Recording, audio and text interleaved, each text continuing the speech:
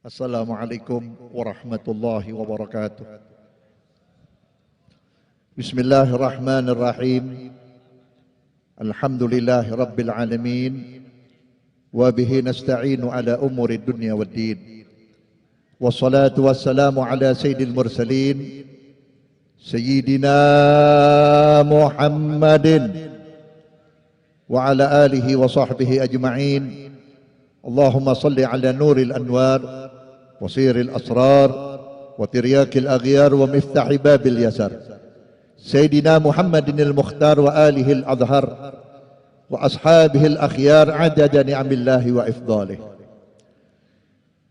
Para habaib dan para alim ulama, para jamaah yang dimuliakan oleh Allah Subhanahu wa taala, terkhusus pimpinan Majlis Ta'lim Syababul Khair, Ad-Da'i ilallah wa Rasulih, Al-Mujahid fi Sabilih, Al-Habib Mahdi bin Hamzah bin Alwi As-Saggaf beserta ikhwannya yang mudah-mudahan dipanjangkan umurnya oleh Allah Subhanahu wa taala, diberi kekuatan lahir dan batin. Para habaib yang tidak saya sebutkan namanya satu persatu, mudah-mudahan dimuliakan oleh Allah Subhanahu wa taala. Saudara-saudara hadirin, malam ini bertemunya kita di tempat ini dalam rangka memperingati milad Majlis Syababul Khair yang ke-13. Mudah-mudahan Majlis Syababul Khair ini bisa melahirkan pemuda-pemuda yang khair, pemuda-pemuda yang diakui oleh Rasulullah, pemuda-pemuda yang dicintai oleh Rasulullah.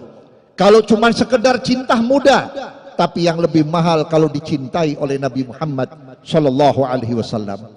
Saya teringat ketika Al-Imam Qutbil Irsyad Al-Habib Abdullah ibn Alawi Al-Haddad duduk setelah pengajian. Murid sudah pada pulang, hanya beberapa orang yang tidak kumpul bertanya, berbicara, berbincang-bincang tentang ilmu kepada Habib Abdullah Haddad.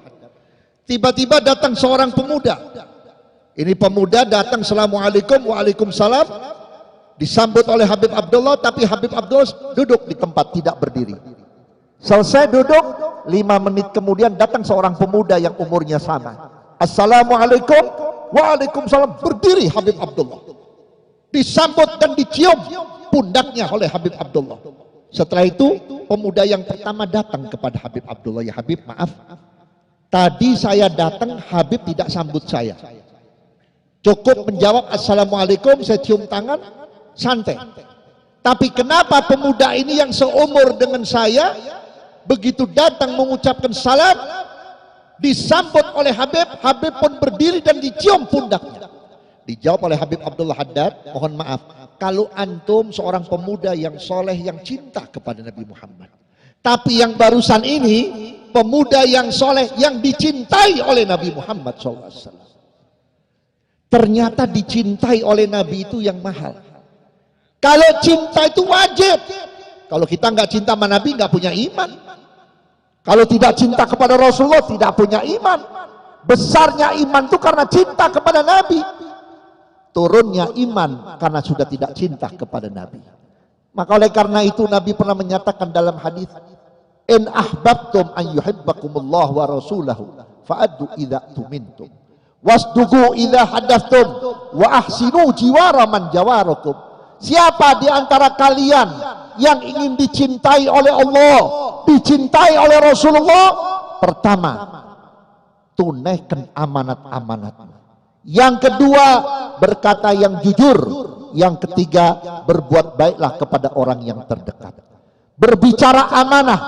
Amanat Allah ini kepada kita banyak. Sehingga Nabi menyatakan dalam hadis yang lain, ad-dinu amanah, wal ilm amanah, wal bilad amanah, la dina liman la amanatala.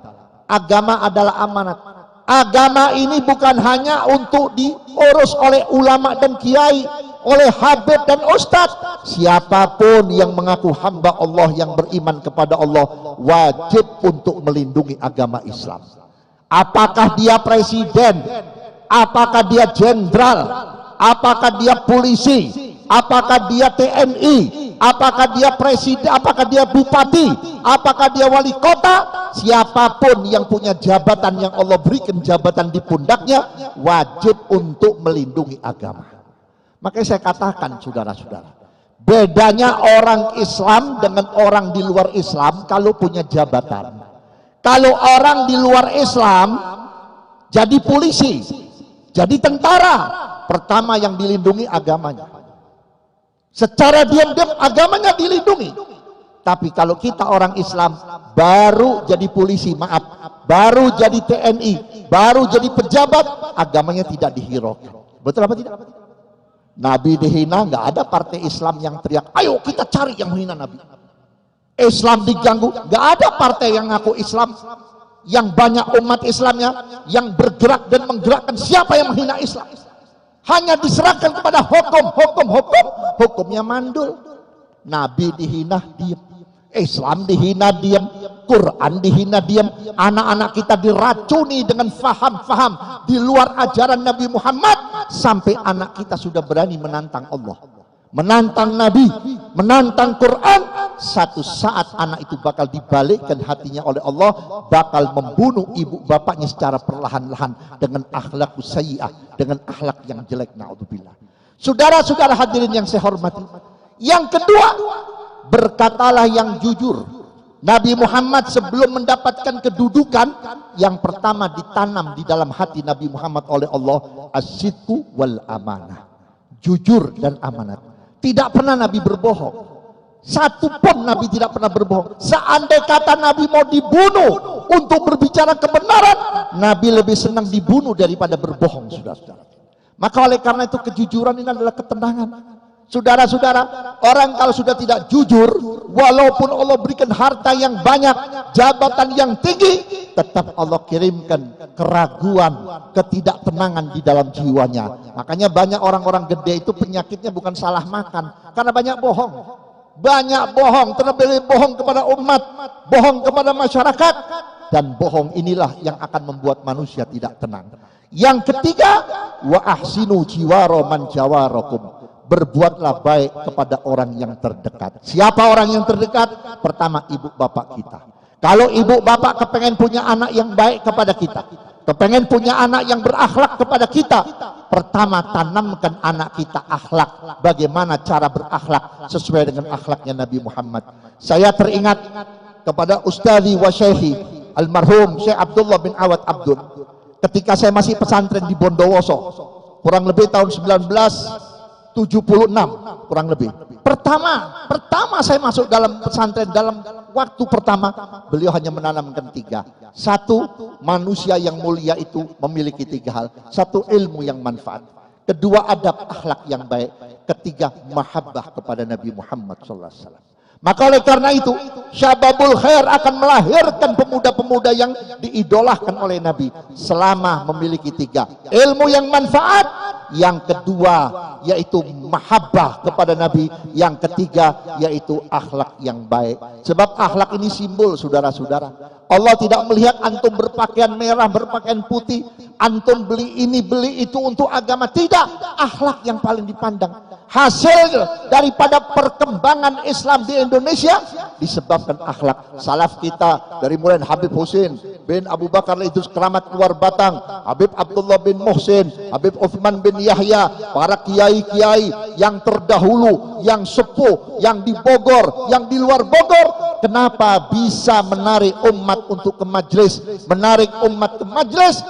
Bukan dakwahnya saja, bukan pidatonya saja, bukan argumentasinya saja, tapi diberi contoh adab dan akhlak. Orang kalau disenyumin saja, satu saat orang itu akan sadar. Maka oleh karena itu Nabi pernah mengatakan, Allah ciptakan umatku itu ada 6 golongan.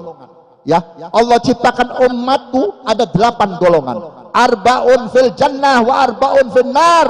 Yang 4 golongan di dalam syurga, yang 4 golongan dalam neraka. Yang dalam surga siapa? Wajhun malih, muka yang manis. Muka yang manis, yang enak disiap, yang enak dilihat, bukan karena kosmetik, bukan karena dandan. Itu adalah gambaran hati. Sayyidina Ali bin Abi Thalib karamallahu wajhah waktu ditanya, "Ya Sayyidina Ali, ya Imamuna Ali, bagaimana cara melihat hati orang?" Lihat aja mukanya. Orang kalau sumpah kelihatan nggak mukanya? Orang kalau lagi seneng kelihatan nggak mukanya? Orang kalau sombong kelihatan nggak mukanya? Orang kalau hasud kelihatan nggak mukanya? Sebab muka ini adalah pancaran apa yang dalam hati kita. Maka oleh karena itu kalau antum ketemu dengan orang yang wajhun mali, selalu memberikan sebaran senyum, senyum itu nggak mahal, senyum itu murah, tapi membawa pahala yang besar. Habib Uthman bin Yahya ketika bertemu dengan orang-orang yang nggak kenal agama, cuman disapa, apa kabar, sehat. Habib Ali Kuitang dengan dialek Betawinya, setiap ketemu orang dari mulai tukang becak sampai tukang dagang, semua disapa, baik, apa kabar, anak-anak sehat.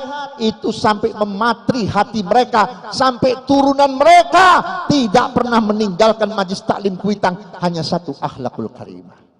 Yang ketiga, mahabbah kepada Rasulullah. Sebab mahabbah ini mendorong segala-galanya. Terus terang saudara-saudara, biar ilmunya cukup banyak, ibadahnya cukup banyak, tapi mahabbahnya rendah. Tidak ada lagi mahabbah kepada Nabi. Orang itu satu saat bakal sombong. Dia bakal berkata, aku alim, bukan wasilah Muhammad. Aku abid, bukan wasilah Muhammad. Seperti orang-orang rombongan orang soleh ketika mau masuk sorga, dibuka pintu gerbang oleh malaikat Ridwan. Kemudian malaikat Ridwan bertanya, hei fulan, kamu bisa masuk sorga karena apa? Kalau mereka menjawab, aku karena ilmuku, karena ibadahku, karena sedekahku. Ditutup dengan keras pintu sorga. Kami tidak menerima orang-orang seperti kalian. Kenapa?